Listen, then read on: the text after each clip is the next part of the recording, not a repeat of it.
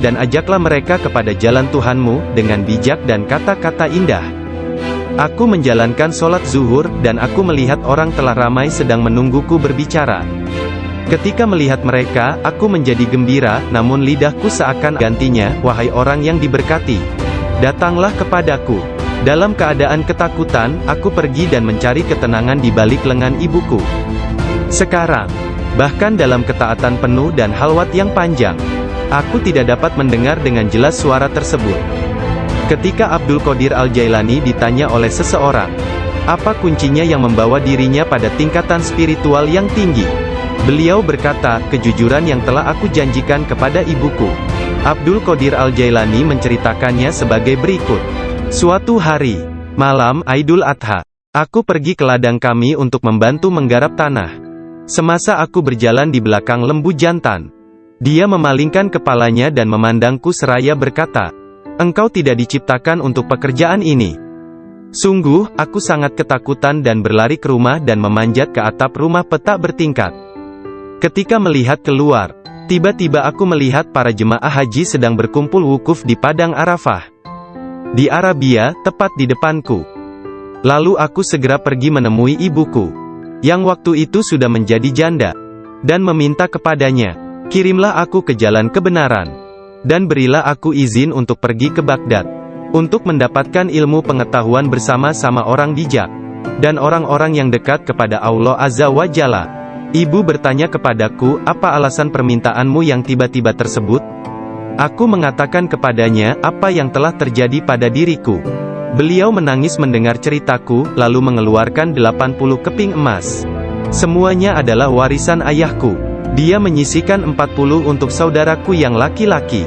40 keping lainnya dijahit di bagian ketiak mantelku. Kemudian dia mengizinkan untuk meninggalkan dirinya. Sebelum membiarkan aku pergi, beliau menasehatiku bahwa aku harus berkata benar, dan menjadi orang yang jujur apapun yang terjadi. Ibu melepas kepergianku dengan kata-kata, mudah-mudahan Allah melindungi dan membimbingmu wahai anakku. Aku memisahkan diriku sendiri dari orang yang paling mencintaiku karena Allah. Aku tahu bahwa aku tidak akan dapat melihatmu sampai hari pengadilan terakhir tiba.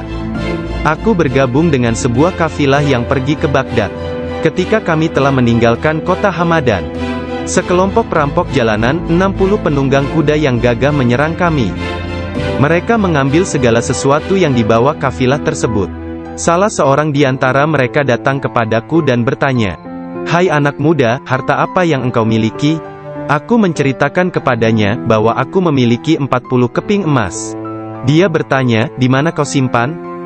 Aku mengatakan, di bawah lenganku. Dia tertawa dan meninggalkanku sendiri.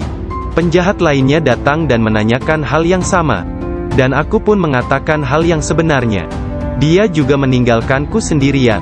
Aku pikir mereka pasti hendak mengadukan hal tersebut kepada pemimpinnya, di mana mereka sedang membagikan hasil rampasan.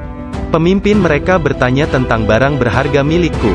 Aku mengatakan kepadanya bahwa aku memiliki 40 keping emas yang dijahit di mantelku di bawah ketiak. Pemimpin perampok lalu mengambil mantelku dan merobek di bagian lengannya, dan menemukan emas tersebut. Kemudian dia menatap takjub kepadaku dan berkata, uangmu telah aman. Apa yang membuatmu untuk menceritakan kepada kami bahwa engkau memilikinya, dan memberitahukan tempat di mana engkau menyembunyikannya? Aku menjawab, aku harus mengatakan yang benar dalam keadaan apapun juga, sebagaimana yang telah aku janjikan kepada ibuku. Ketika kepala perampok mendengar hal itu, ia menitiskan air mata dan berkata, aku telah mengingkari janjiku kepada siapa yang telah menciptakanku. Aku mencuri dan membunuh. Apa yang akan terjadi padaku? Kemudian anak buahnya memandangnya sambil berkata, engkau telah menjadi pemimpin kami selama bertahun-tahun dalam perbuatan dosa ini. Sekarang juga engkau tetap menjadi pemimpin kami dalam penyesalan. Ke-60 orang itu memegang tanganku, dan menyatakan penyesalannya serta keinginannya untuk mengubah jalan mereka. Mereka merupakan orang pertama yang memegang tanganku, dan mendapatkan ampunan untuk dosa-dosa mereka. Ketika Syekh Abdul Qadir Al-Jailani tiba di Baghdad, beliau berusia 18 tahun. Tatkala dia mencapai pintu gerbang kota, Nabi Khidir muncul dan menghalanginya untuk memasuki kota. Nabi Khidir berkata kepadanya, bahwasanya hal itu ia lakukan atas perintah Allah, agar ia tidak memasuki kota Baghdad hingga 7 tahun ke depan. Nabi Khidir membawanya ke sebuah runtuhan di gurun pasir dan berkata, diamlah engkau di sini dan jangan meninggalkan tempat ini. Syekh Abdul Qadir Al-Jailani tetap tinggal di sana selama 3 tahun. Setiap tahunnya Khidir datang kepadanya, dan berkata kepadanya di mana dirinya harus tinggal. Syekh Abdul Qadir Al-Jailani bercerita tentang masa 3 tahun yang dilaluinya tersebut. Saat dalam proses mujahadah dan riyadah. Selama aku tinggal di gurun, di luar kota Baghdad, semua keindahan dunia telah datang menggodaku. Allah telah memberikanku kemenangan atasnya. Nafsuku mengunjungiku setiap hari, dalam wujud dan bentukku sendiri dan meminta untuk menjadi temannya. Ketika aku akan menolaknya, ia hendak menyerangku. Allah memberiku kemenangan dalam perlawananku. Dan pada waktunya, aku dapat menjadikannya tawananku, dan menahannya bersamaku selama tahun-tahun itu, serta memaksanya untuk tinggal di runtuhan padang pasir. 1 tahun penuh, aku telah makan rerumputan dan akar-akarnya yang kutemukan. Dan aku tidak minum air apapun. Tahun yang lain aku minum air, tetapi tidak makan apapun. Tahun selanjutnya aku makan, tidak minum ataupun tidur. Sepanjang waktu itu, aku hidup dalam runtuhan dari istana raja-raja kuno Parsi di Kurb. Aku berjalan dengan kaki telanjang, tanpa alas kaki di atas duri padang pasir, dan tidak merasakan apapun. Setiap kali aku melihat sebuah batu atau bukit yang terjal, aku memanjatnya. Aku tidak memberikan istirahat 1 menit pun, atau menyenangkan nafsuku kepada keinginan-keinginan rendah badaniah jasmaniku. Pada akhir dari masa 7 tahun itu, aku mendengar satu suara pada suatu malam. Hai Abdul Qadir, engkau sekarang diizinkan memasuki kota Baghdad. Aku tiba di Baghdad dan melewatkan beberapa hari di sana. Tetapi aku tidak dapat berada di sana dalam keadaan yang penuh hasutan, kejahatan, tipu daya, yang telah menjadi kebiasaan kota. Lalu untuk menyelamatkan diriku sendiri dari kejahatan kota, yang telah mengalami kemerosotan akhlak, guna menyelamatkan keimananku, aku meninggalkannya. Hanya kitab suci Al-Quran yang kubawa bersamaku. Saat tiba di pintu gerbang, dalam perjalanan untuk berkholwat di padang pasir, aku mendengar satu suara, kemana engkau hendak pergi? Kata suara itu, kembalilah, engkau harus melayani orang-orang. Apa yang dapat kupedulikan tentang orang lain, sanggahku. Aku ingin menyelamatkan keimananku. Kembalilah dan jangan pernah merasa bimbang terhadap keimananmu. Suara itu melanjutkan, tidak ada sesuatu pun yang akan membahayakanmu. Aku sungguh tidak dapat melihat orang yang berkata tersebut. Kemudian sesuatu terjadi padaku. Aku terputus dari keadaan lahiriah, lalu tenggelam dalam keadaan tafakur. Sampai hari berikutnya, aku memusatkan pikiran pada sebuah harapan dan berdoa kepada Allah, agar Dia membukakan selubung untukku, sehingga aku tahu apa yang harus aku lakukan. Hari berikutnya, ketika tengah berkeliling di sebuah permukiman bernama Muzaffariyah, seorang lelaki yang sebelumnya tidak pernah kulihat, membuka pintu rumahnya dan mempersilakanku untuk masuk. Mari Abdul Qadir. Ketika aku sampai di pintunya, dia berkata, katakan kepadaku, apa yang engkau harapkan dari Allah? Doa apa yang telah engkau panjatkan kemarin? Saat itu aku ketakutan, namun diliputi penuh ketakjuban. Aku tidak dapat menemukan kata-kata untuk menjawabnya. Lelaki itu memandang ke wajahku, dan menghempaskan pintu dengan kasar, hingga membuat debu yang berkumpul di sekelilingku terbang menutupi seluruh tubuhku.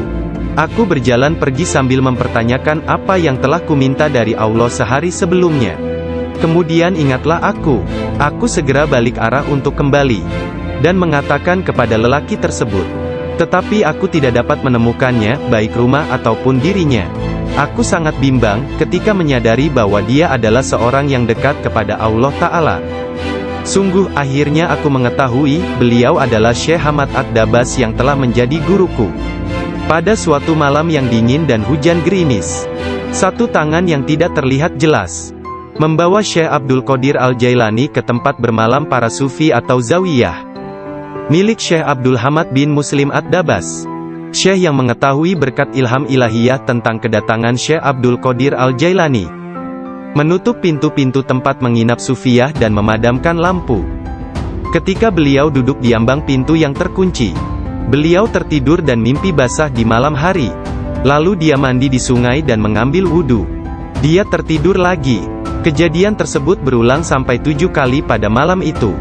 Maka beliau kembali mandi dan berwudhu menggunakan air yang sedingin es. Pada esok harinya, pintu gerbang telah terbuka, dan Abdul Qadir memasuki tempat penginapan Sufi. Syekh Hamad Ad-Dabas berdiri menyambutnya sambil meneteskan air mata gembira. Dia memeluknya dan berkata, "Wahai putraku Abdul Qadir, keberuntungan adalah milik kami hari ini, tetapi esok, hal itu akan menjadi milikmu. Jangan pernah meninggalkan tarekat ini." Syekh Hamad Ad-Dabas menjadi guru pertama Syekh Abdul Qadir Al-Jailani dalam ilmu pengetahuan tentang kesufian. Dengan memegang tangannya dia mengucapkan sumpah atau berbaiat dan mengikuti jalan kaum Sufi. Syekh Abdul Qadir Al-Jailani menceritakan, "Aku banyak belajar dengan guru di Baghdad. Tetapi setiap kali aku tidak dapat memahami sesuatu, atau menemukan secara kebetulan suatu rahasia yang ingin aku ketahui, Syekh Hamad Ad-Dabas menerangkannya kepadaku. Kadang-kadang aku meninggalkannya untuk mencari pengetahuan dari syekh yang lain tentang tauhid, hadis, fikih dan ilmu-ilmu lainnya. Setiap kali aku kembali, beliau berkata kepadaku, 'Dari mana saja engkau?' Kita telah memiliki demikian banyak makanan yang sangat bagus untuk tubuh, pikiran dan jiwa kita, sementara engkau telah pergi, dan kami tidak dapat menahan sesuatu untukmu." Pada waktu lain, beliau berkata, "Demi Allah, kemanakah engkau pergi? Adakah seseorang di sekitar sini, yang mengetahui lebih banyak daripadamu?" Para darwis atau para sufi akan mengusikku secara terus-menerus dan berkata, "Engkau adalah seorang ahli hukum atau ahli fikih, ahli sastra, ahli pengetahuan dan seorang ulama atau alim syariat. Urusan apa yang engkau miliki di antara kita? Mengapa engkau tidak keluar dari sini?" Syekh Hamad Ad-Dabas memarahi mereka dan berkata, "Betapa memalukan kalian ini. Aku bersumpah bahwa tidak ada seorang pun seperti dia di antara kalian. Tidak ada seorang pun di antara kalian yang akan naik di atas jari kakinya. Jika kalian berpikir aku kasar terhadapnya dan engkau meniruku, aku melakukannya untuk membawanya kepada kesempurnaan dan mengujinya. Aku melihat dia dalam dunia spiritual yang keras seperti batu, besar seperti gunung."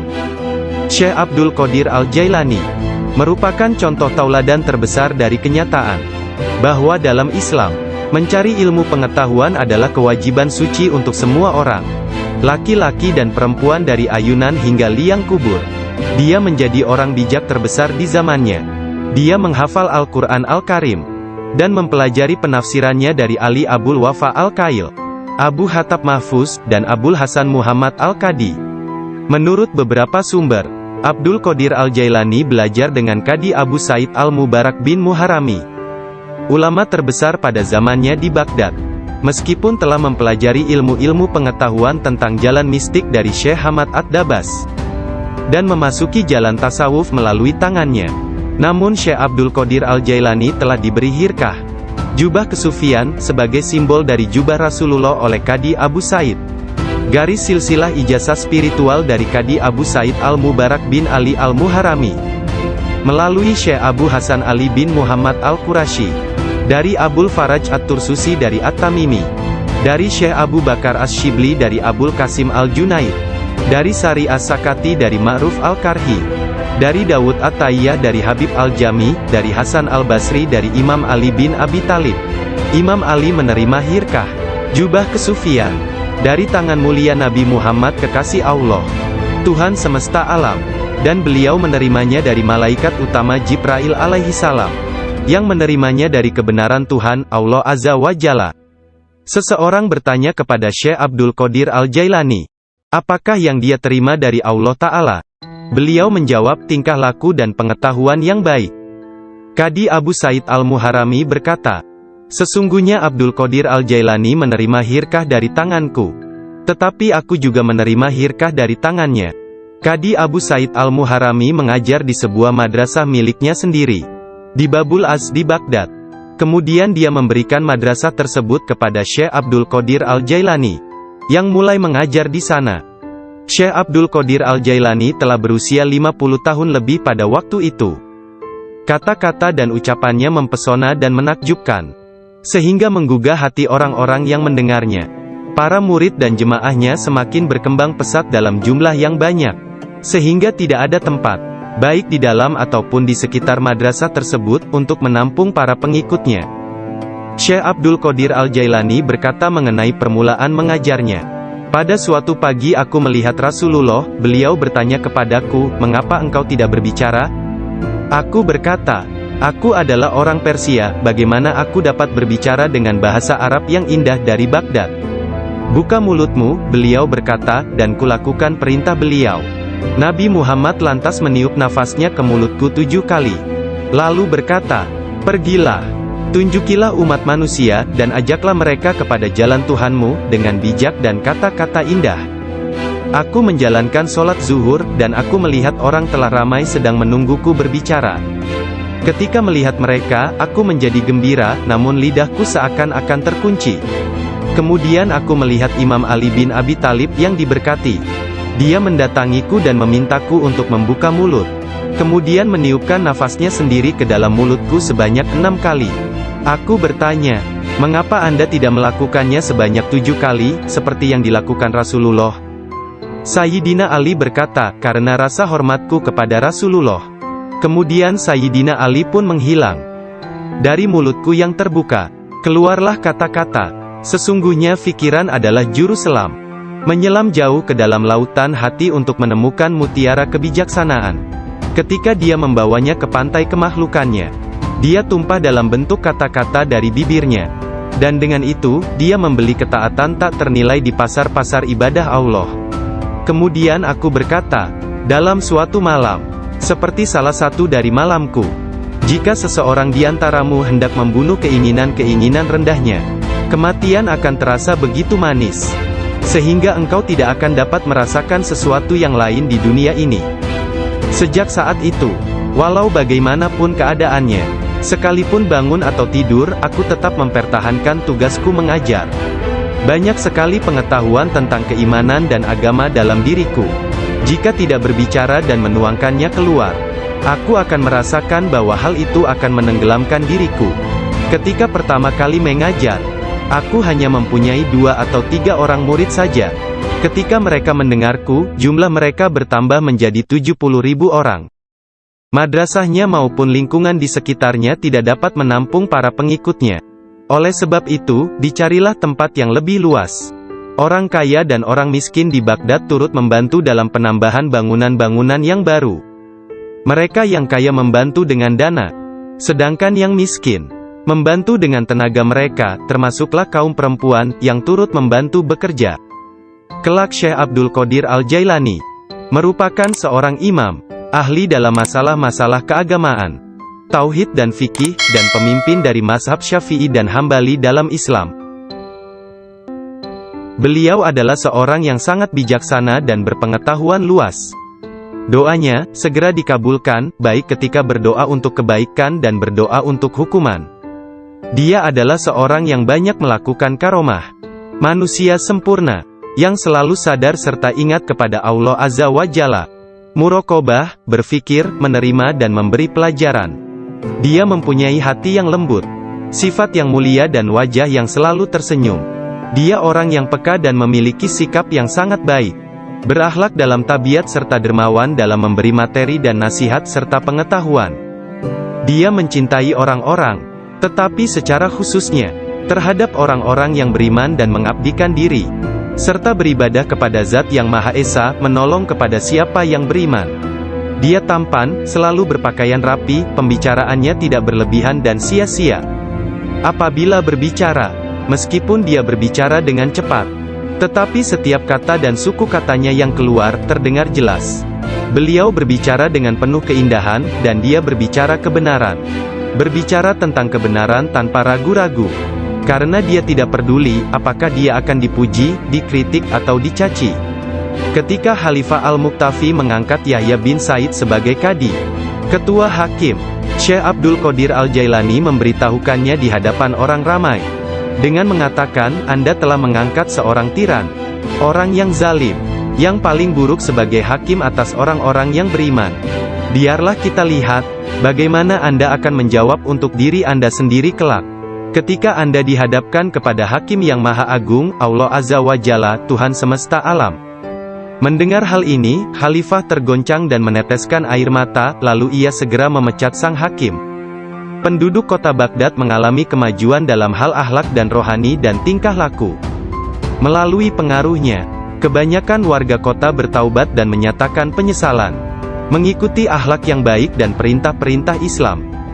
Syekh Abdul Qadir Al-Jailani dicintai dan dihormati oleh setiap orang, dan pengaruhnya tersebar kemana-mana.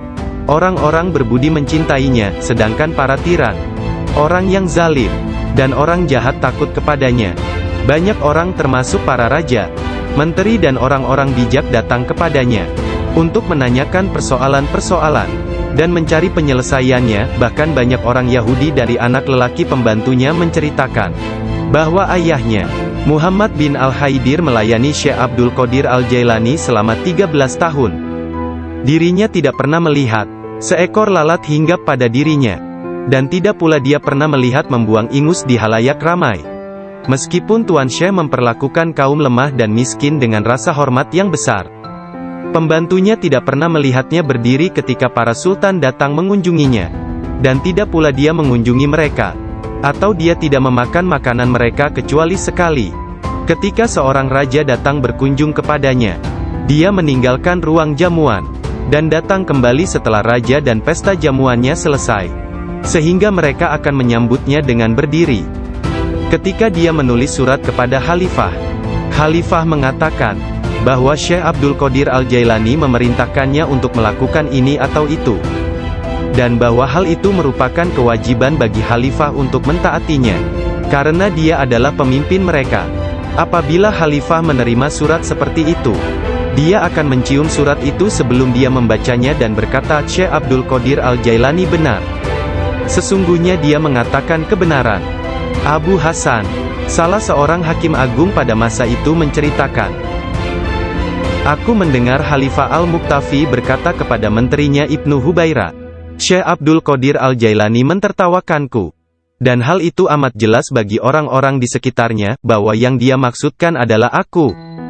Dilaporkan kepadaku, bahwa dia menunjukkan sebuah pohon kurma di kebunnya dan berkata, engkau lebih baik bekerja, jangan bepergian terlalu jauh, atau aku akan memenggal kepalamu. Sekarang kamu, wahai Ibnu Hubaira, pergi dan berbicaralah kepadanya seorang diri dan katakan, Anda jangan mengejek dan mengancam Khalifah. Anda harus tahu bahwa kedudukan Khalifah adalah suci dan harus dihormati. Sang menteri Ibnu Hubaira pun pergi kepada Syekh Abdul Qadir Al-Jailani, dan melihatnya sedang berkumpul dengan kerumunan orang ramai.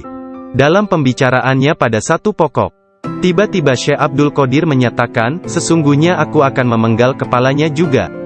Sang menteri merasa bahwa yang Syekh maksudkan adalah dia. Sang menteri pun ketakutan.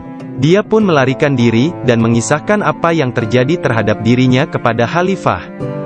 Mendengar kisahnya, sang Khalifah meneteskan air mata dan berkata, sungguh, Syekh Abdul Qadir Al-Jailani adalah orang yang hebat. Lalu, Khalifah pergi sendiri menemui Syekh. Pada pertemuan tersebut, Syekh memberinya banyak nasihat, dan Khalifah tak bisa membendung air matanya dan terus menangis. Meskipun sangat belas kasihan, dan memiliki pribadi dan sikap yang sangat baik, lemah lembut dan mencintai, menepati janji, adil dan keras dalam pengadilannya, Syekh Abdul Qadir Al-Jailani tidak pernah memperlihatkan kemarahan. Apabila kesalahan tersebut hanya menyangkut pribadinya, tetapi sesuatu kesalahan yang dilakukan terhadap keimanan dan agama, dia akan marah besar dan memberi hukuman yang berat. Syekh Abu Najib As-Surawardi menceritakan, pada tahun 523 Hijriyah, aku bersama Syekh Hamad, guru Syekh Abdul Qadir Al-Jailani yang juga hadir. Ketika itu Syekh Abdul Qadir Al-Jailani membuat pernyataan keras. Mendengar itu, Syekh Hamad berkata kepadanya, wahai Abdul Qadir, engkau berbicara terlalu angkuh. Aku khawatir Allah tidak ridha kepadamu. Syekh Abdul Qadir Al-Jailani meletakkan tangannya di atas dada Syekh Hamad lalu berkata, lihat telapak tanganku dengan mata hati, dan berkata lagi, dan katakan kepadaku, apa yang tertulis di atasnya? Ketika Syekh Hamad tidak dapat mengatakannya, Syekh Abdul Qadir Al-Jailani mengangkat tangan dari dada Syekh Hamad, dan memperlihatkan tangan tersebut kepadanya. Di atasnya tertulis tulisan bercahaya, yakni, dia menerima 70 janji dari Allah, bahwa dia tidak akan pernah dikecewakan. Syekh Hamad melihatnya. Dia berkata, tidak akan pernah ada yang mampu keberatan pada orang yang diberkati dengan janji ilahiyah seperti itu. Tidak ada seorang pun dapat berkeberatan kepadanya. Allah Ta'ala memberkati siapa saja yang dia kehendaki di antara hamba-hambanya. Syekh Abdul Qadir Al-Jailani sering berkata, tidak ada seorang pun di antara muridku akan mati, sebelum mereka taubat penuh penyesalan. Mereka semua akan mati sebagai hamba-hamba Allah yang beriman. Masing-masing di antara pengikutku akan menyelamatkan 7 orang saudaranya yang berdosa dari api neraka. Seandainya jauh di barat sana, kemaluan salah seorang dari pengikutku tersingkap secara tiba-tiba karena kecerobohannya, kami, meskipun berada jauh di timur, akan menutupinya sebelum seseorang dapat melihatnya. Aku telah diberi sebuah kitab, yaitu sebuah kitab yang panjangnya sejauh mata memandang, berisi semua nama orang yang akan mengikutiku hingga akhir zaman. Dengan berkat Allah Ta'ala, kami akan menyelamatkan mereka semua. Semua orang yang mengikatkan diri mereka kepada Syekh Abdul Qadir Al-Jailani senantiasa damai dan bergembira. Seseorang bertanya kepada Syekh Abdul Qadir Al-Jailani, Anda tahu kedudukan para pengikut Anda yang soleh, dan apa yang menanti mereka di akhirat? Akan tetapi, bagaimana tentang mereka yang buruk? Beliau menjawab, orang-orang yang soleh sayang kepadaku dan aku menyayanginya, demi menyelamatkan mereka yang buruk. Seorang wanita muda menjadi pengikut Syekh Abdul Qadir Al-Jailani yang tinggal di Sri Lanka. Pada suatu hari, dia diserang di sebuah tempat yang sepi oleh seorang lelaki yang hendak memperkosanya. Dalam keadaan tidak berdaya, dia berteriak, "Selamatkan aku, wahai Syekhku Abdul Qadir Al-Jailani." Saat itu, Syekh Abdul Qadir Al-Jailani sedang mengambil wudhu di Baghdad. Orang-orang melihat Syekh tiba-tiba berhenti, kemudian dengan marah, dia mengambil terompahnya, sandal, dan melemparkannya ke atas. Mereka tidak melihat terompah tersebut jatuh. Ternyata, terompah tersebut jatuh di atas kepala orang yang sedang menyerang gadis muda itu di Sri Lanka. Dan pria tersebut pun meninggal dunia. Disebutkan bahwa terompah tersebut tetap berada di sana, disimpan sebagai barang peninggalan. Syekh At-Tustari menceritakan bahwa suatu hari para pengikut Syekh Abdul Qadir Al-Jailani di Baghdad mencari Syekh Abdul Qadir Al-Jailani kemana-mana. Tiba-tiba seseorang berkata kepada mereka bahwa dirinya telah melihat Syekh Abdul Qadir Al-Jailani sedang berjalan menuju ke sungai Tigris. Lalu para muridnya berlarian menuju ke sana hendak menyusulnya. Ketika sampai di sungai tersebut, mereka melihat syekhnya itu sedang berada di tengah sungai, berjalan di atas air menuju ke arah mereka. Semua ikan pada waktu itu menjulurkan kepalanya ke atas permukaan air, dan memberi salam kepada Syekh Abdul Qadir Al-Jailani. Hal itu terjadi pada waktu sholat zuhur. Mereka melihat di atas mereka selembar sejadah yang luas membentang di atas kepala mereka, menutupi seluruh langit. Sajadah tersebut berwarna hijau dan di permukaannya bersulamkan ayat-ayat dari emas dan perak. Sejadah tersebut melayang seperti sejadah terbangnya Nabi Sulaiman, dan turun ke bumi. Orang-orang merasa takjub, diam dan dengan tenang mereka berjalan menuju kepadanya. Syekh Abdul Qadir Al-Jailani berpakaian indah, melangkah di atas sejadah tersebut, dan memimpin mereka melakukan sholat di atasnya. Ketika dia mengangkat tangannya dan mengucapkan Allahu Akbar, seluruhnya seolah-olah menggemakan suara yang sama. Ketika dia berdoa, para malaikat dari 7 petala langit dalam paduan suara mengulang doanya. Ketika dia mengucapkan, segala puji syukur hanya bagi Allah semata, sebuah cahaya hijau keluar dari mulutnya, menyelimuti langit. Pada akhir sholat setelah salam, Syekh Abdul Qadir Al-Jailani membuka kedua tangannya dan berkata, "Ya Allah ya Tuhanku, demi leluhurku Nabi Muhammad kekasihmu, dan demi orang-orang di antara ciptaanmu yang takut dan mencintaimu, jangan ambil sesuatu dari para pengikutku, sampai mereka dimaafkan dari dosa-dosanya, dan sampai keimanan mereka sempurna." Pada saat itu, setiap orang mendengar dengungan senandung dari para malaikat dan mengatakan, "Amin." Mereka juga mengikuti para malaikat dengan mengucapkan amin. Kemudian mereka mendengar satu suara, Hatif dari dalam diri mereka kata-kata, "Bergembiralah, aku telah menerima doa kalian." Rasulullah bersabda, "Seorang guru yang sempurna adalah bagaikan seorang nabi bagi kaumnya." Sesungguhnya Hadrat Syekh Abdul Qadir Al-Jailani adalah salah seorang di antara para syekh yang sempurna tersebut, yang telah membukakan orang-orang kepada pintu gerbang kebahagiaan di dunia ini, dan pintu gerbang surga di akhirat. Setelah Syekh Abdul Qadir Al-Jailani menguasai nafsunya, dan menjadi seorang yang sempurna, serta hanya dengan diilhami perintah Rasulullah, dia menjadi seorang syekh dan menjalin hubungan dengan orang-orang. Dirinya senantiasa mengikuti teladan dari leluhurnya Nabi Muhammad, Rasulullah. Ketika pengaruh ajaran Syekh Abdul Qadir Al-Jailani tersebar ke seluruh pelosok dunia, banyak di antara murid-muridnya mendapat kedudukan penting dan banyak pejabat, pegawai pemerintah, yang menjadi muridnya sesuai kemampuan mereka, kualitas dunia dalam batin dan tingkatan spiritual. Dia memerintahkan banyak di antara murid-muridnya untuk bertindak sebagai wakil-wakilnya. Di antaranya ada yang menjadi guru spiritual dan yang lainnya sebagai hakim. Bahkan di antara muridnya ada yang menjabat sebagai gubernur dan para pemegang kekuasaan dunia. Syekh Abdul Qadir Al-Jailani telah menyerahkan diri secara mutlak kepada Allah Azza wa Jalla. Malam-malamnya berlalu dengan sedikit atau bahkan tanpa tidur, dalam doa dan muraqabah menyendiri. Dia menghabiskan hari-harinya sebagai seorang pengikut sejati Nabi Muhammad, dalam berkhidmat dalam kemanusiaan 3 kali dalam seminggu.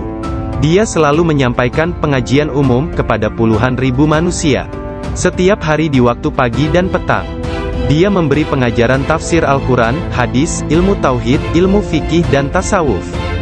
Setelah sholat zuhur, dia memberikan nasihat dan waktu konsultasi kepada orang-orang, tanpa pandang bulu, baik orang itu berprofesi sebagai pengemis atau raja. Semuanya akan dilayani. Sebelum sholat asar, baik cuaca hujan ataupun cerah, dia pergi ke jalanan untuk membagikan makanan kepada orang-orang miskin.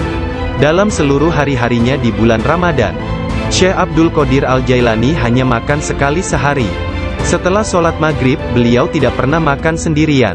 Pembantunya akan berdiri di pintu menanyakan orang-orang yang lewat. Jika mereka yang lewat ada yang belum makan, agar mereka ikut makan. Syekh Abdul Qadir Al-Jailani wafat pada hari Sabtu tanggal 8 Rabiul Tsani tahun 561 Hijriah. 1166 Masehi, pada usia 91 tahun. Makamnya yang berada di Madrasah Babut Darajah di kota Baghdad, Irak, menjadi tempat penting dari kunjungan para penziarah kaum sufi dan semua muslim.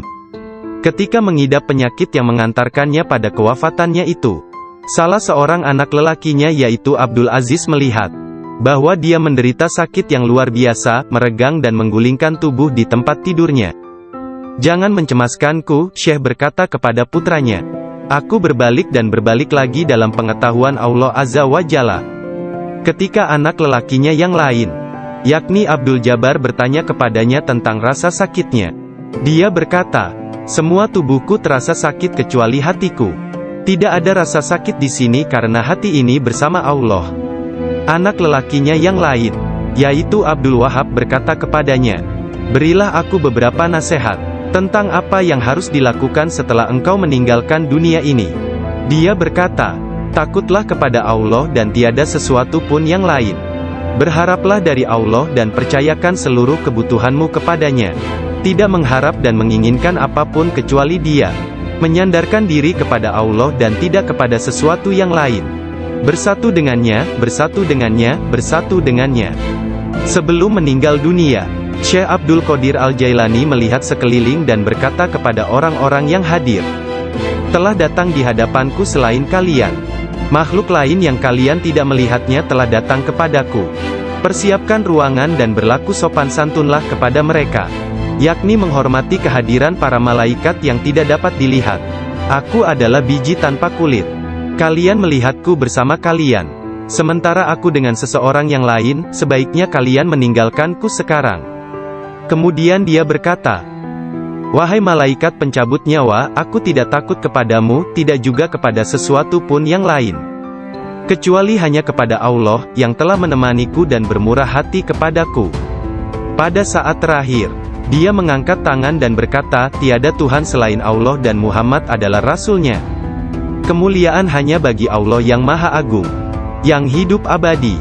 Kemuliaan hanya milik-Nya, yang Maha Kuasa, yang menguasai hamba-hambanya dengan kematian." Kemudian dia mengeluarkan seruan yang keras dan berkata, "Allah, Allah, Allah." Dan ruhnya yang mulia serta diberkati meninggalkan jasadnya. Maka wafatlah kekasih Allah menghadap keharibaan.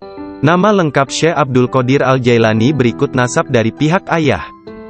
Adalah Abu Muhammad Abdul Qadir bin Abu Sahih Musa bin Janka Dausat, Janki Doasti, bin Abdullah, bin Yahya Az-Zahid bin Muhammad bin Dawud, bin Musa bin Abdullah bin Musa Al-Juni bin Abdullah bin Al-Mahdi, bin Hasan Al-Musana bin Hasan bin Ali bin Abi Talib dan Fatimah Az-Zahra. Silsilah nasab Syekh Abdul Qadir Al-Jailani bersambung kepada Nabi Muhammad Rasulullah. Dari putri beliau yang bernama Sayyidah Fatimah Az-Zahra, istri Sayyidina Ali bin Abi Talib. Adapun silsilah dari ibunya, adalah Abdul Qadir bin Fatimah binti Abdullah, bin Abu Jamaluddin bin Tahir bin Abdullah bin Kamaluddin Isa, bin Muhammad Al-Jawad bin Ali Ar-Rida bin Musa Al-Kazim, bin Jafar As-Sadiq bin Muhammad Al-Bakir bin Ali Zainul Abidin, bin Husain bin Ali bin Abi Talib. Sepanjang masa bayinya, Syekh Abdul Qadir Jailani tidak pernah makan selama bulan puasa. Suatu ketika pada awal Ramadan, cuaca mendung dan orang-orang tidak dapat melihat bulan baru. Tidak tahu apakah bulan Ramadan sesungguhnya telah masuk atau belum. Mereka datang kepada Ummul Khair Fatimah, ibunda Syekh Abdul Qadir, dan menanyakan apakah si anak sudah makan hari itu. Karena dia belum makan, mereka menetapkan bahwa puasa telah dimulai. Abdul Qadir Al-Jailani menceritakan, "Ketika kecil, setiap hari aku selalu didatangi seorang malaikat dalam bentuk pemuda tampan. Dia berjalan bersamaku dari rumah ke madrasah, dan membuat anak-anak lain di dalam kelas memberiku tempat di barisan pertama. Dia tinggal bersamaku sepanjang hari dan kemudian membawaku pulang ke rumah. Dalam sehari, aku belajar lebih banyak daripada murid lain yang belajar dalam 1 minggu. Awalnya aku tidak tahu siapa dia. Suatu hari, aku bertanya kepadanya, dan dia berkata, 'Aku salah satu malaikat Allah. Dia mengirim dan memerintahku untuk bersamamu selama engkau belajar.' Beliau kembali menceritakan mengenai masa kanak-kanaknya. Dia berkata, 'Setiap kali ingin pergi bermain dengan anak-anak lain, aku mendengar satu suara berkata, "Datanglah kepadaku sebagai gantinya, wahai orang yang diberkati. Datanglah kepadaku." Dalam keadaan ketakutan, aku pergi dan mencari ketenangan di balik lengan ibuku. Sekarang, bahkan dalam ketaatan penuh dan halwat yang panjang, aku tidak dapat mendengar dengan jelas suara tersebut." Ketika Abdul Qadir Al-Jailani ditanya oleh seseorang, apa kuncinya yang membawa dirinya pada tingkatan spiritual yang tinggi, beliau berkata, "Kejujuran yang telah aku janjikan kepada ibuku." Abdul Qadir Al-Jailani menceritakannya sebagai berikut. "Suatu hari, malam Aidul Adha, aku pergi ke ladang kami untuk membantu menggarap tanah.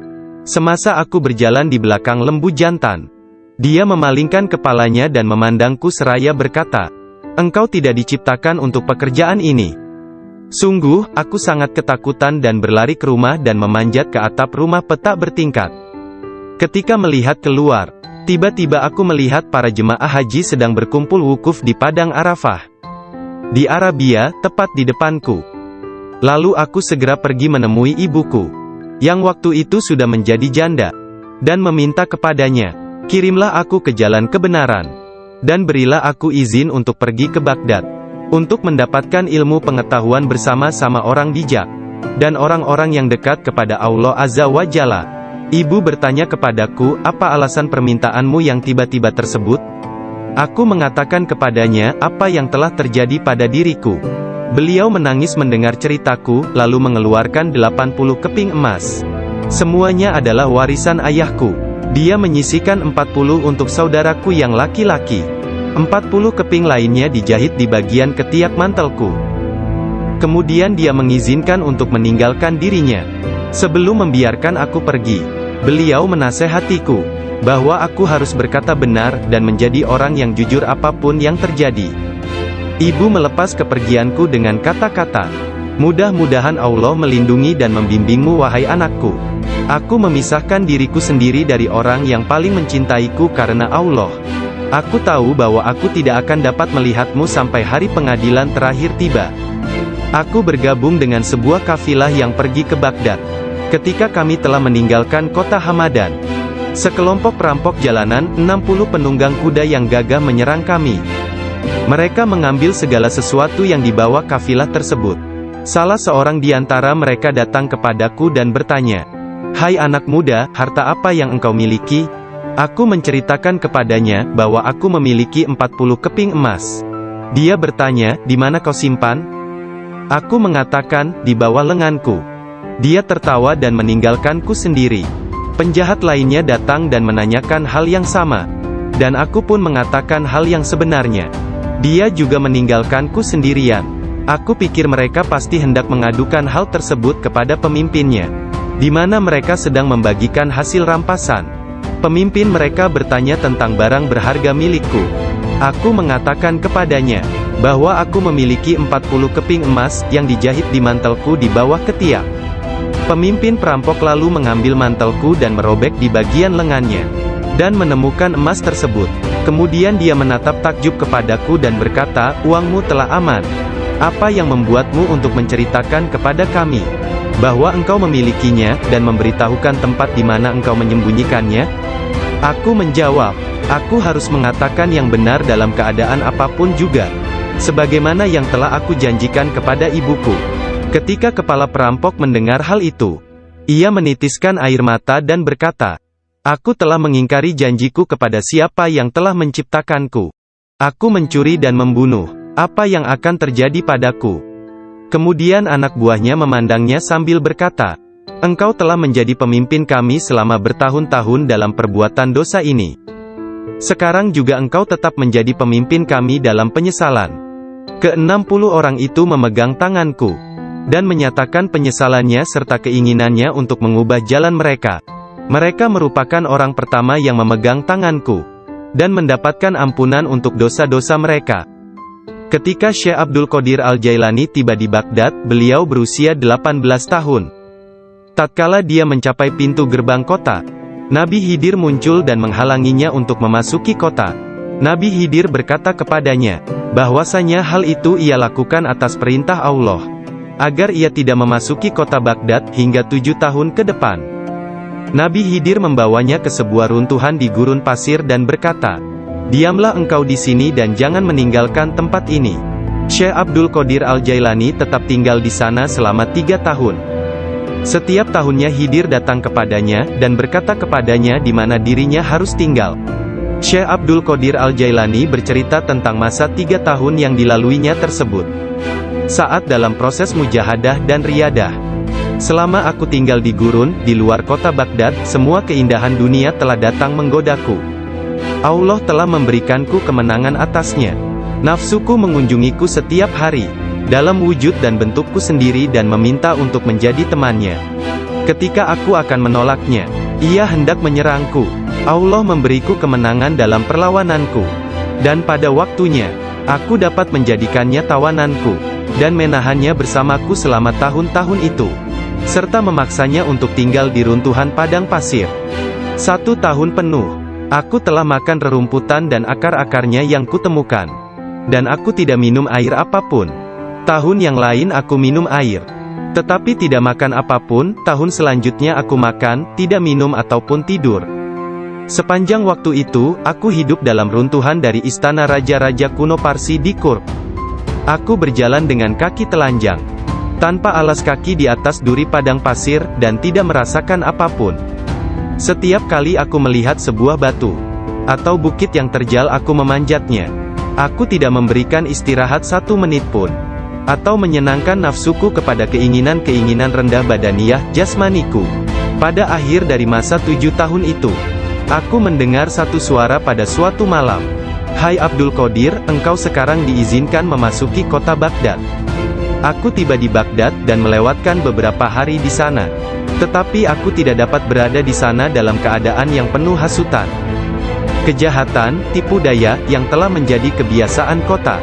Lalu untuk menyelamatkan diriku sendiri dari kejahatan kota, yang telah mengalami kemerosotan akhlak guna menyelamatkan keimananku, aku meninggalkannya. Hanya kitab suci Al-Quran yang kubawa bersamaku. Saat tiba di pintu gerbang, dalam perjalanan untuk berkholwat di padang pasir, aku mendengar satu suara, "Kemana engkau hendak pergi?" Kata suara itu, "Kembalilah, engkau harus melayani orang-orang." "Apa yang dapat kupedulikan tentang orang lain?" sanggahku. "Aku ingin menyelamatkan keimananku. Kembalilah dan jangan pernah merasa bimbang terhadap keimananmu." Suara itu melanjutkan, "Tidak ada sesuatu pun yang akan membahayakanmu." Aku sungguh tidak dapat melihat orang yang berkata tersebut. Kemudian sesuatu terjadi padaku.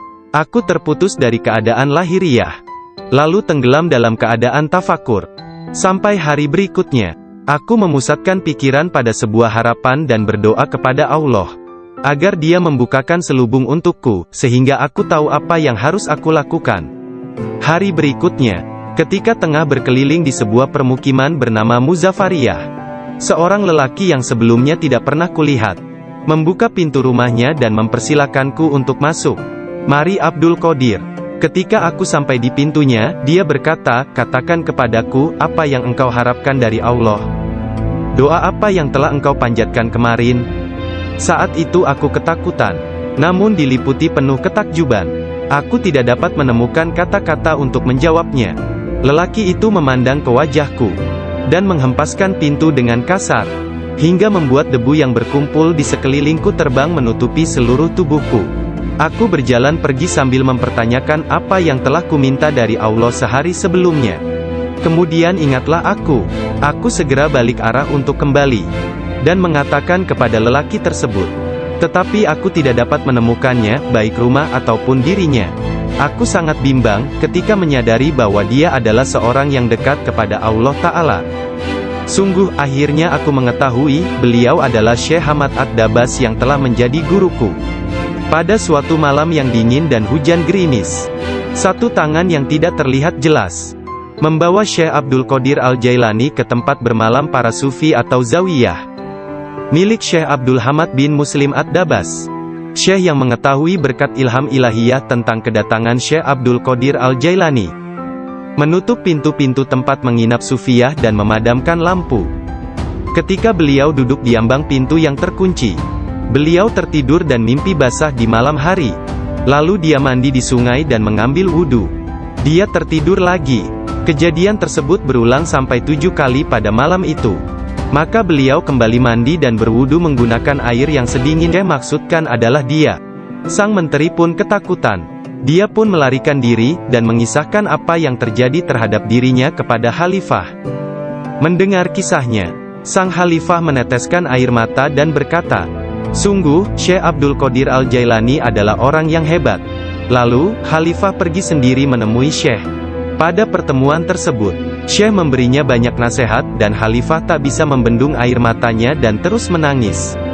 Meskipun sangat belas kasihan, dan memiliki pribadi dan sikap yang sangat baik, lemah lembut dan mencintai, menepati janji, adil dan keras dalam pengadilannya, Syekh Abdul Qadir Al-Jailani tidak pernah memperlihatkan kemarahan apabila kesalahan tersebut hanya menyangkut pribadinya, tetapi sesuatu kesalahan yang dilakukan terhadap keimanan dan agama, dia akan marah besar dan memberi hukuman yang berat. Syekh Abu Najib As-Surawardi menceritakan, pada tahun 523 Hijriyah, aku bersama Syekh Hamad, guru Syekh Abdul Qadir Al-Jailani yang juga hadir. Ketika itu Syekh Abdul Qadir Al-Jailani membuat pernyataan keras. Mendengar itu, Syekh Hamad berkata kepadanya, "Wahai Abdul Qadir, engkau berbicara terlalu angkuh. Aku khawatir Allah tidak ridha kepadamu." Syekh Abdul Qadir Al-Jailani meletakkan tangannya di atas dada Syekh Hamad lalu berkata, "Lihat telapak tanganku dengan mata hati, dan berkata lagi, dan katakan kepadaku, apa yang tertulis di atasnya."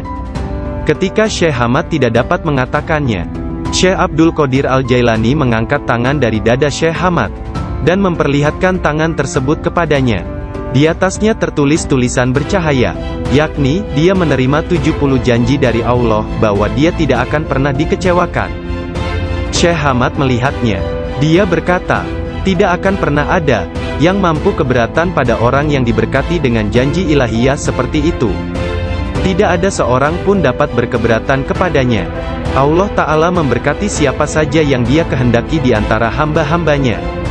Syekh Abdul Qadir Al-Jailani sering berkata, tidak ada seorang pun di antara muridku akan mati sebelum mereka taubat penuh penyesalan. Mereka semua akan mati sebagai hamba-hamba Allah yang beriman. Masing-masing di antara pengikutku akan menyelamatkan 7 orang saudaranya yang berdosa dari api neraka. Seandainya jauh di barat sana, kemaluan salah seorang dari pengikutku tersingkap secara tiba-tiba karena kecerobohannya, kami, meskipun berada jauh di timur, akan menutupinya sebelum seseorang dapat melihatnya. Aku telah diberi sebuah kitab, yaitu sebuah kitab yang panjangnya sejauh mata memandang, berisi semua nama orang yang akan mengikutiku hingga akhir zaman. Dengan berkat Allah Ta'ala, kami akan menyelamatkan mereka semua. Semua orang yang mengikatkan diri mereka kepada Syekh Abdul Qadir Al-Jailani senantiasa damai dan bergembira. Seseorang bertanya kepada Syekh Abdul Qadir Al-Jailani, Anda tahu kedudukan para pengikut Anda yang soleh, dan apa yang menanti mereka di akhirat? Akan tetapi, bagaimana tentang mereka yang buruk? Beliau menjawab, orang-orang yang soleh sayang kepadaku dan aku menyayanginya, demi menyelamatkan mereka yang buruk. Seorang wanita muda menjadi pengikut Syekh Abdul Qadir Al-Jailani yang tinggal di Sri Lanka. Pada suatu hari, dia diserang di sebuah tempat yang sepi oleh seorang lelaki yang hendak memperkosanya. Dalam keadaan tidak berdaya, dia berteriak, "Selamatkan aku, wahai Syekhku Abdul Qadir Al-Jailani." Saat itu, Syekh Abdul Qadir Al-Jailani sedang mengambil wudhu di Baghdad. Orang-orang melihat Syekh tiba-tiba berhenti, kemudian dengan marah, dia mengambil terompahnya, sandal, dan melemparkannya ke atas. Mereka tidak melihat terompah tersebut jatuh. Ternyata, terompah tersebut jatuh di atas kepala orang yang sedang menyerang gadis muda itu di Sri Lanka. Dan pria tersebut pun meninggal dunia. Disebutkan bahwa terompah tersebut tetap berada di sana, disimpan sebagai barang peninggalan. Syekh At-Tustari menceritakan bahwa suatu hari para pengikut Syekh Abdul Qadir Al-Jailani di Baghdad mencari Syekh Abdul Qadir Al-Jailani kemana-mana. Tiba-tiba seseorang berkata kepada mereka bahwa dirinya telah melihat Syekh Abdul Qadir Al-Jailani sedang berjalan menuju ke sungai Tigris. Lalu para muridnya berlarian menuju ke sana hendak menyusulnya. Ketika sampai di sungai tersebut, mereka melihat syekhnya itu sedang berada di tengah sungai, berjalan di atas air menuju ke arah mereka.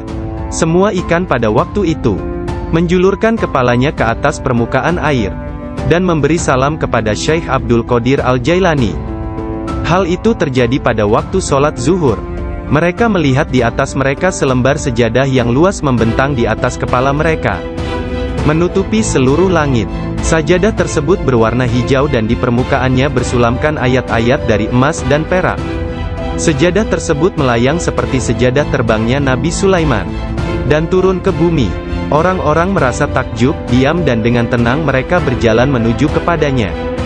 Syekh Abdul Qadir Al-Jailani berpakaian indah, melangkah di atas sejadah tersebut, dan memimpin mereka melakukan sholat di atasnya. Ketika dia mengangkat tangannya dan mengucapkan Allahu Akbar, seluruhnya seolah-olah menggemakan suara yang sama. Ketika dia berdoa, para malaikat dari 7 petala langit dalam paduan suara mengulang doanya. Ketika dia mengucapkan, segala puji syukur hanya bagi Allah semata, sebuah cahaya hijau keluar dari mulutnya, menyelimuti langit. Pada akhir sholat setelah salam, Syekh Abdul Qadir Al-Jailani membuka kedua tangannya dan berkata, "Ya Allah ya Tuhanku, demi leluhurku Nabi Muhammad kekasihmu, dan demi orang-orang di antara ciptaanmu yang takut dan mencintaimu, jangan ambil sesuatu dari para pengikutku, sampai mereka dimaafkan dari dosa-dosanya, dan sampai keimanan mereka sempurna."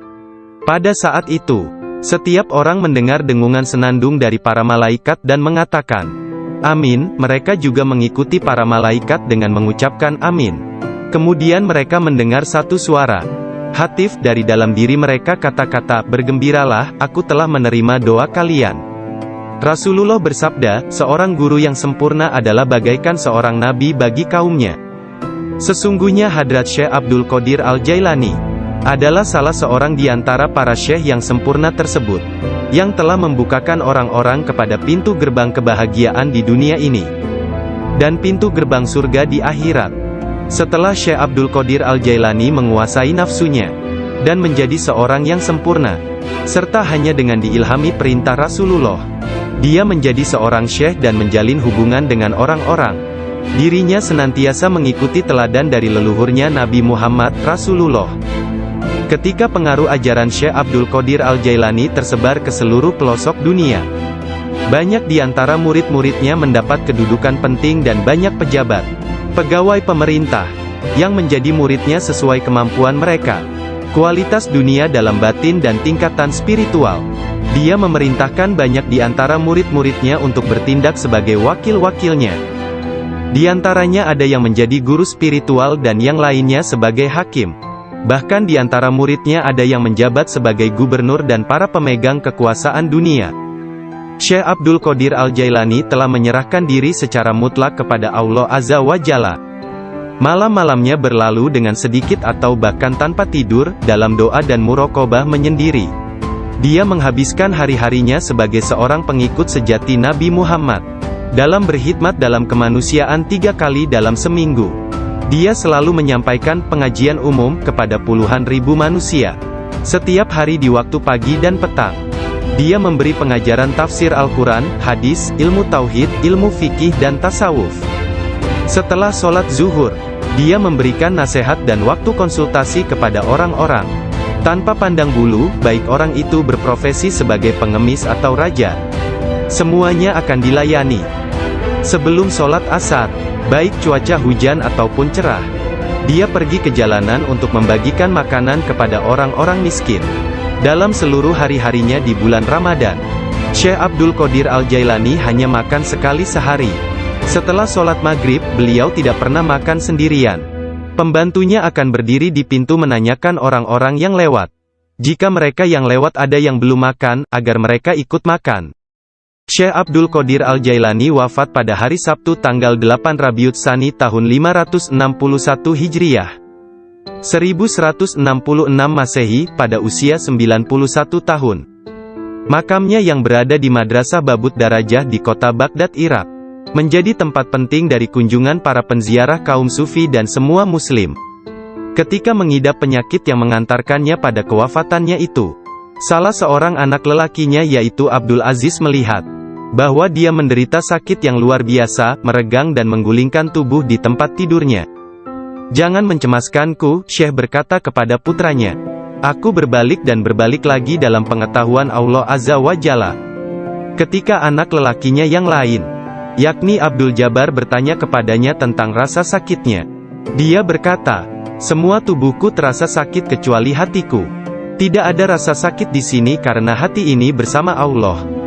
Anak lelakinya yang lain, yaitu Abdul Wahab, berkata kepadanya, "Berilah aku beberapa nasihat tentang apa yang harus dilakukan setelah engkau meninggalkan dunia ini."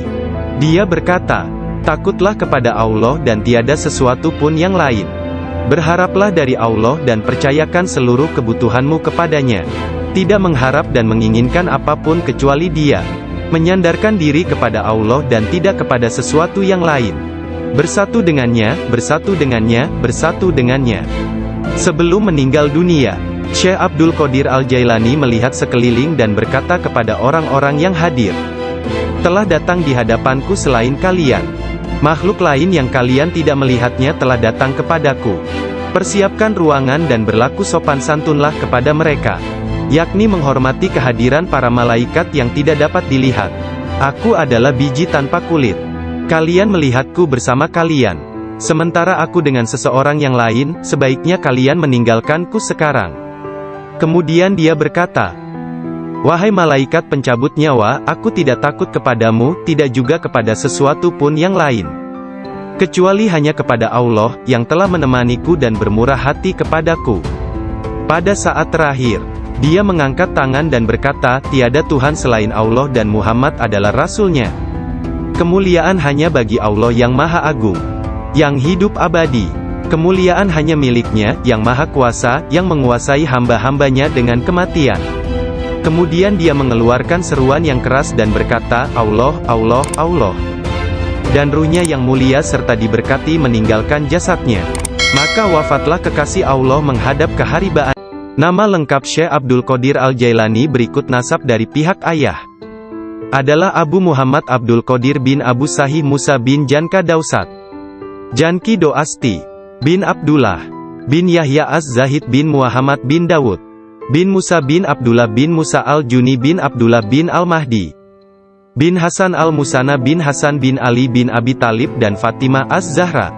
Silsilah nasab Syekh Abdul Qadir Al-Jailani bersambung kepada Nabi Muhammad Rasulullah. Dari putri beliau yang bernama Sayyidah Fatimah Az-Zahra, istri Sayyidina Ali bin Abi Talib. Adapun silsilah dari ibunya, adalah Abdul Qadir bin Fatimah binti Abdullah.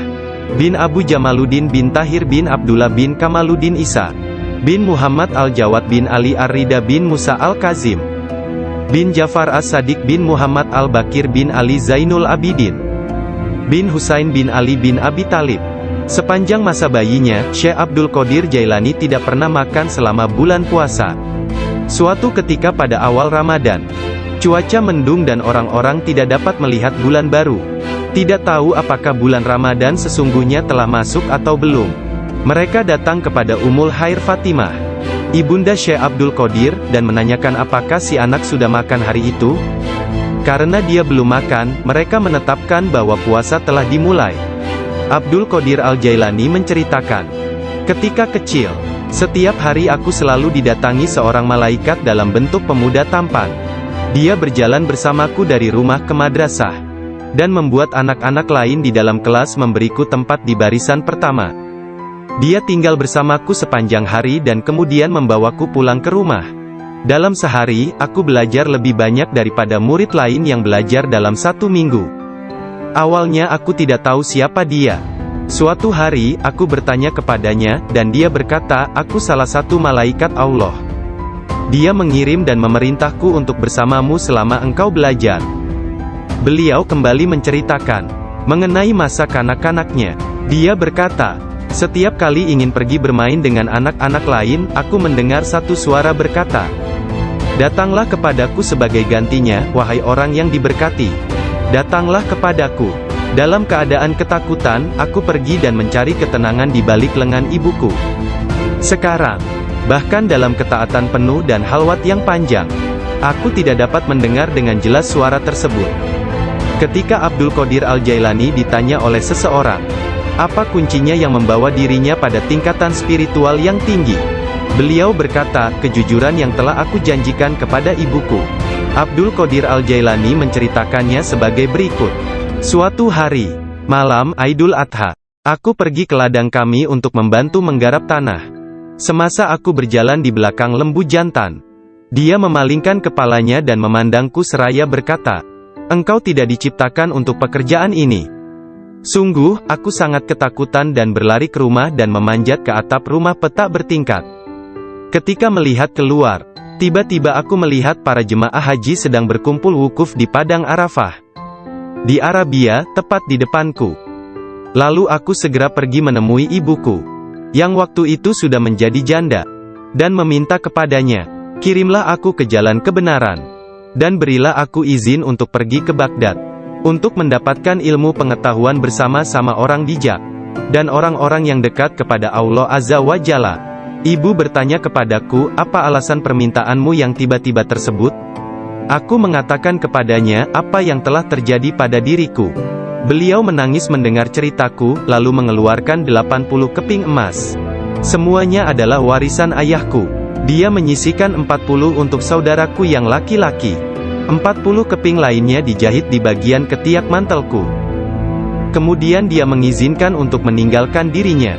Sebelum membiarkan aku pergi, beliau menasehatiku, bahwa aku harus berkata benar, dan menjadi orang yang jujur apapun yang terjadi. Ibu melepas kepergianku dengan kata-kata, mudah-mudahan Allah melindungi dan membimbingmu wahai anakku. Aku memisahkan diriku sendiri dari orang yang paling mencintaiku karena Allah. Aku tahu bahwa aku tidak akan dapat melihatmu sampai hari pengadilan terakhir tiba. Aku bergabung dengan sebuah kafilah yang pergi ke Baghdad. Ketika kami telah meninggalkan kota Hamadan, Sekelompok perampok jalanan, 60 penunggang kuda yang gagah menyerang kami. Mereka mengambil segala sesuatu yang dibawa kafilah tersebut. Salah seorang di antara mereka datang kepadaku dan bertanya, "Hai anak muda, harta apa yang engkau miliki?" Aku menceritakan kepadanya, bahwa aku memiliki 40 keping emas. Dia bertanya, "Di mana kau simpan?" Aku mengatakan, "Di bawah lenganku." Dia tertawa dan meninggalkanku sendiri. Penjahat lainnya datang dan menanyakan hal yang sama. Dan aku pun mengatakan hal yang sebenarnya. Dia juga meninggalkanku sendirian.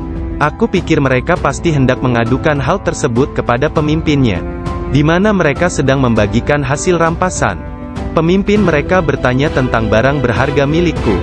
Aku mengatakan kepadanya, bahwa aku memiliki 40 keping emas, yang dijahit di mantelku di bawah ketiak. Pemimpin perampok lalu mengambil mantelku dan merobek di bagian lengannya, dan menemukan emas tersebut. Kemudian dia menatap takjub kepadaku dan berkata, "Uangmu telah aman. Apa yang membuatmu untuk menceritakan kepada kami bahwa engkau memilikinya, dan memberitahukan tempat di mana engkau menyembunyikannya?" Aku menjawab, "Aku harus mengatakan yang benar dalam keadaan apapun juga, sebagaimana yang telah aku janjikan kepada ibuku." Ketika kepala perampok mendengar hal itu, ia menitiskan air mata dan berkata, "Aku telah mengingkari janjiku kepada siapa yang telah menciptakanku. Aku mencuri dan membunuh. Apa yang akan terjadi padaku?" Kemudian anak buahnya memandangnya sambil berkata, "Engkau telah menjadi pemimpin kami selama bertahun-tahun dalam perbuatan dosa ini. Sekarang juga engkau tetap menjadi pemimpin kami dalam penyesalan."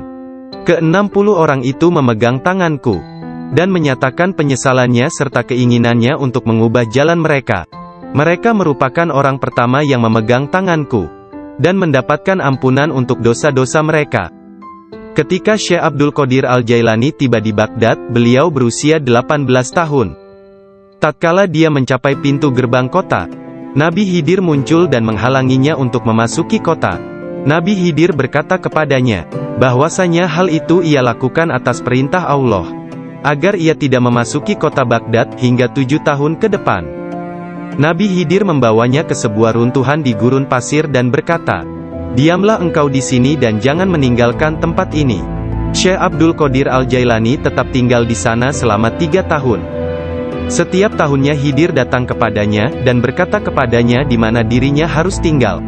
Syekh Abdul Qadir Al-Jailani bercerita tentang masa 3 tahun yang dilaluinya tersebut. Saat dalam proses mujahadah dan riyadah. "Selama aku tinggal di gurun, di luar kota Baghdad, semua keindahan dunia telah datang menggodaku. Allah telah memberikanku kemenangan atasnya. Nafsuku mengunjungiku setiap hari, dalam wujud dan bentukku sendiri dan meminta untuk menjadi temannya. Ketika aku akan menolaknya, ia hendak menyerangku. Allah memberiku kemenangan dalam perlaku melihat para jemaah haji sedang berkumpul wukuf di Padang Arafah di Arabia, tepat di depanku. Lalu aku segera pergi menemui ibuku, yang waktu itu sudah menjadi janda, dan meminta kepadanya, kirimlah aku ke jalan kebenaran, dan berilah aku izin untuk pergi ke Baghdad, untuk mendapatkan ilmu pengetahuan bersama-sama orang bijak, dan orang-orang yang dekat kepada Allah Azza wa Jalla. Ibu bertanya kepadaku, apa alasan permintaanmu yang tiba-tiba tersebut? Aku mengatakan kepadanya, apa yang telah terjadi pada diriku. Beliau menangis mendengar ceritaku, lalu mengeluarkan 80 keping emas. Semuanya adalah warisan ayahku. Dia menyisihkan 40 untuk saudaraku yang laki-laki. 40 keping lainnya dijahit di bagian ketiak mantelku. Kemudian dia mengizinkan untuk meninggalkan dirinya. Sebelum membiarkan aku pergi, beliau menasehatiku, bahwa aku harus berkata benar, dan menjadi orang yang jujur apapun yang terjadi. Ibu melepas kepergianku dengan kata-kata, mudah-mudahan Allah melindungi dan membimbingmu wahai anakku. Aku memisahkan diriku sendiri dari orang yang paling mencintaiku karena Allah. Aku tahu bahwa aku tidak akan dapat melihatmu sampai hari pengadilan terakhir tiba. Aku bergabung dengan sebuah kafilah yang pergi ke Baghdad. Ketika kami telah meninggalkan kota Hamadan, sekelompok perampok jalanan, 60 penunggang kuda yang gagah menyerang kami. Mereka mengambil segala sesuatu yang dibawa kafilah tersebut. Salah seorang di antara mereka datang kepadaku dan bertanya, "Hai anak muda, harta apa yang engkau miliki?" Aku menceritakan kepadanya, bahwa aku memiliki 40 keping emas. Dia bertanya, "Di mana kau simpan?" Aku mengatakan, "Di bawah lenganku." Dia tertawa dan meninggalkanku sendiri. Penjahat lainnya datang dan menanyakan hal yang sama. Dan aku pun mengatakan hal yang sebenarnya. Dia juga meninggalkanku sendirian. Aku pikir mereka pasti hendak mengadukan hal tersebut kepada pemimpinnya, di mana mereka sedang membagikan hasil rampasan. Pemimpin mereka bertanya tentang barang berharga milikku. Aku mengatakan kepadanya, bahwa aku memiliki 40 keping emas, yang dijahit di mantelku di bawah ketiak. Pemimpin perampok lalu mengambil mantelku dan merobek di bagian lengannya, dan menemukan emas tersebut. Kemudian dia menatap takjub kepadaku dan berkata, "Uangmu telah aman. Apa yang membuatmu untuk menceritakan kepada kami bahwa engkau memilikinya, dan memberitahukan tempat di mana engkau menyembunyikannya?" Aku menjawab, "Aku harus mengatakan yang benar dalam keadaan apapun juga, sebagaimana yang telah aku janjikan kepada ibuku." Ketika kepala perampok mendengar hal itu, ia menitiskan air mata dan berkata, "Aku telah mengingkari janjiku kepada siapa yang telah menciptakanku. Aku mencuri dan membunuh. Apa yang akan terjadi padaku?" Kemudian anak buahnya memandangnya sambil berkata, "Engkau telah menjadi pemimpin kami selama bertahun-tahun dalam perbuatan dosa ini. Sekarang juga engkau tetap menjadi pemimpin kami dalam penyesalan." Ke-60 orang itu memegang tanganku, dan menyatakan penyesalannya serta keinginannya untuk mengubah jalan mereka. Mereka merupakan orang pertama yang memegang tanganku, dan mendapatkan ampunan untuk dosa-dosa mereka. Ketika Syekh Abdul Qadir Al-Jailani tiba di Baghdad, beliau berusia 18 tahun. Tatkala dia mencapai pintu gerbang kota, Nabi Khidir muncul dan menghalanginya untuk memasuki kota. Nabi Khidir berkata kepadanya, bahwasanya hal itu ia lakukan atas perintah Allah, agar ia tidak memasuki kota Baghdad hingga 7 tahun ke depan. Nabi Khidir membawanya ke sebuah runtuhan di gurun pasir dan berkata, "Diamlah engkau di sini dan jangan meninggalkan tempat ini." Syekh Abdul Qadir Al-Jailani tetap tinggal di sana selama 3 tahun. Setiap tahunnya Khidir datang kepadanya, dan berkata kepadanya di mana dirinya harus tinggal. Syekh Abdul Qadir Al-Jailani bercerita